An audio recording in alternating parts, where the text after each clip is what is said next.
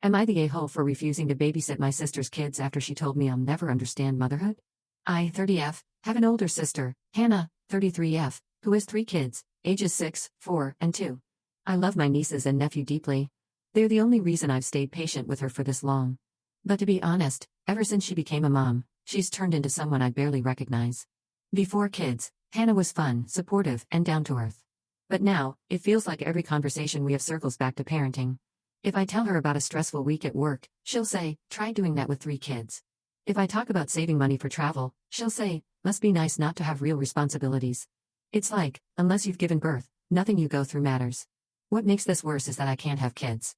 I was diagnosed with endometriosis when I was 22, and it caused permanent infertility. Hannah knows this. She was there when I cried in my car after my doctor told me. She held my hand and said, you'll still have an amazing life. But I guess that empathy didn't last. Despite how hurtful she can be, I've always tried to be the good sister. I've babysat countless times, even overnight, while she and her husband went on vacations or date nights. I've picked her kids up from daycare when she was stuck at work. I've sent money when she was short on bills. I never complained because I genuinely love her kids and wanted to help her. That changed about a month ago. She called me one Thursday evening, completely frazzled, saying she and her husband were going on a weekend marriage retreat. She asked if I could watch the kids Friday through Sunday. I told her I couldn't. I had a huge work project due Monday and was already running on fumes. Immediately, her tone shifted. She said, you don't even have kids, what could you possibly be so busy with? That one stung. But I calmly told her, just because I don't have kids doesn't mean I don't have a life. That's when she said something that broke me. You'll never understand what real responsibility feels like. You can't understand motherhood because you'll never experience it. I went completely silent. It was like she ripped open a wound I'd worked years to heal. I finally said, you're right, and you'll never understand what it's like to lose something you never had a chance to experience. Then I hung up. I didn't text her after that. For the first time, I just didn't. A few days later, she texted me, acting like nothing happened. No apology, no acknowledgement, just, hey, just confirming you'll be here at 6 p.m. Friday. I already told the kids you're coming. I replied, no, I won't.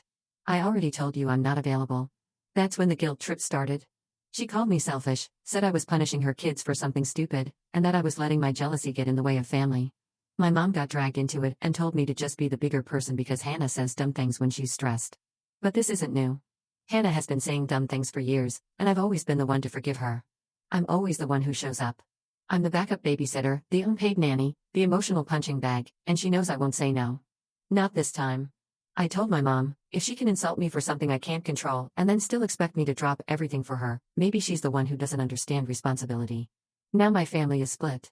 My dad quietly told me he supports me but doesn't want to get caught in the middle. My mom says I should just move on for the kids. And Hannah? She posted on Facebook about fake family members who abandon their nieces and nephews over drama. I haven't seen the kids in 3 weeks, and I miss them terribly. But I can't keep sacrificing my self-worth just to keep the peace. So, Reddit. Am I the a-hole for refusing to help my sister anymore after she said I'll never understand motherhood, even if it means missing out on my nieces and nephews' lives for a while?